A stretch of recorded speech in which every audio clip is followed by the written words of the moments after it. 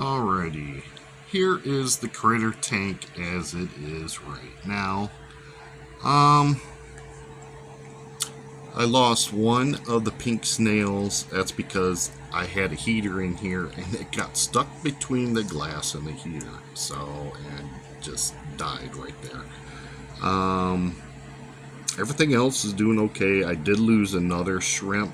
I started out with 7 and one after the other, they passed away. I still don't know what the cause. I have a really hard time just finding these ghost shrimp. Whole shipments were coming into the pet stores just dead on arrival. Customer complaints saying all the ghost shrimp that they bought were dying. It was like nobody could figure it out, and I'm actually kind of surprised they lived this long, considering that there were issues with shipments of ghost shrimp. Yeah. Let's see. These are carrots. There's pineapple. There's crushed garlic in here, fresh garlic. There's also some green beans, peas that I mashed up, and some broccoli. Some of these foods are like a natural, like antibiotic or antifungus and stuff like that. It's natural. Tomorrow I'll be mushing these up. These should be like soft enough tomorrow, along with the pineapple. You see that move? The snail. These plants are doing real good. That I started off with, it's still alive, but it's not really doing anything. I mean, there's some new growth on it, but it's growing really slow. It might be because I put this plastic ring around it, which goes about an inch into the dirt. I don't know if they had anything to do with it, but it is to limit its growth. I'm thinking about just taking it off because this is the critter tank. I'm not really going to care about how it looks. I mean, I will, but it's not really a priority. It's just creating an environment for little, critters that'd be feeding my fish.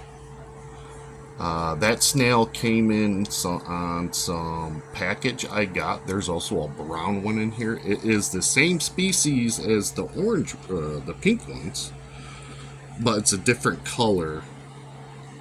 And I really didn't want them breeding in my fish tank. I'd rather have the pink snails instead of a bunch of these. So, well, it's with a pink snail, so there could be eggs in here. I did find like 2 baby, really small, which looked like the same type of snails I got in here. One could have been pink and the other one was a dark color, but I couldn't really tell. And if they are in here, they're going to be like all in the back, underneath all of that stuff. There's so much food back there in those leaves and the twigs and all that other stuff. And there's so much food back there for little stuff to eat. That's why these baby fish have been doing so well. So, yeah, that's the status on this. I'm taking these red root floaters out once my other plants come in. Yeah. So, that's what he's doing. He's actually eating the algae off the back of the tank right now. But he's kind of lonely. He doesn't interact with any of these guppy babies. See, that's it. That's the most interaction he has with them. They're not nearly enough mature for him to be even interested in breeding yet. So, yeah. I have plants on the way for the fish tank that are these things, and it's been over a week now, and they haven't even left the state that they originated from. So I'm thinking that's lost in the mail. As soon as they picked it up, somebody lost it. So I don't know what's going on with that. here is the fish tank. And what do we got? The longest stem to go that far. And we got a lily pad. Let me see. Let me go above here. Huh. It's a mangy looking lily pad. Like half of it's missing. But it is my first lily pad. So, yay. I'll be cutting it off soon though. That stem is just too crazy long.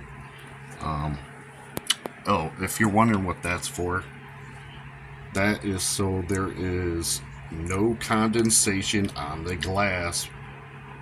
See, there is no, wait. No, that's not condensation.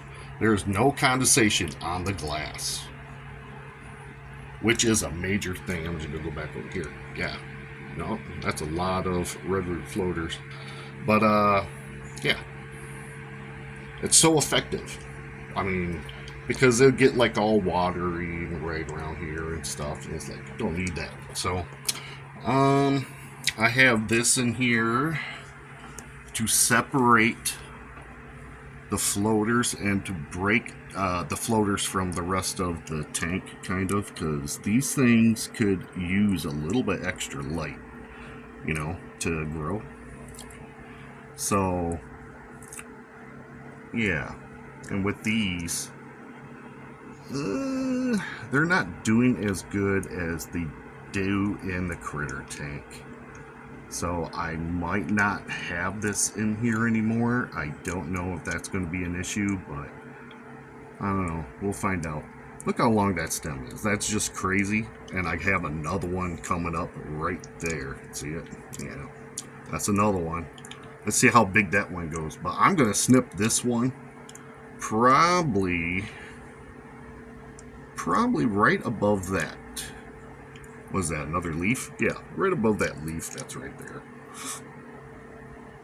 You can actually train some kind of aquarium plants, is that they'll get to a certain height, and then if you cut them off, and after a while they'll get that big and start fluffing up from that, and then they'll send up, you know, like lily pads. It'll be a, like, this thing is just crazy. I'm so glad it looks like it does. All the fish are doing good in here. That's my favorite back there. She's doing good. The male, he's always doing his thing. There's the one that popped all of the guppy babies out. This one is doing good. And then there's something else in here. Let's see if I get an angle. Oh, look. What is that? Oh, there's one in the back, too. What are those? Those are auto sinkless sucker catfish. There are 3 of them in here. This, what he's doing right now, is what I needed him to do very badly in this tank. My Nubius right here was suffering because of algae growth on the big leaves. Now these guppies and endlers, they don't take care of that. They're more of a plucking kind of fish.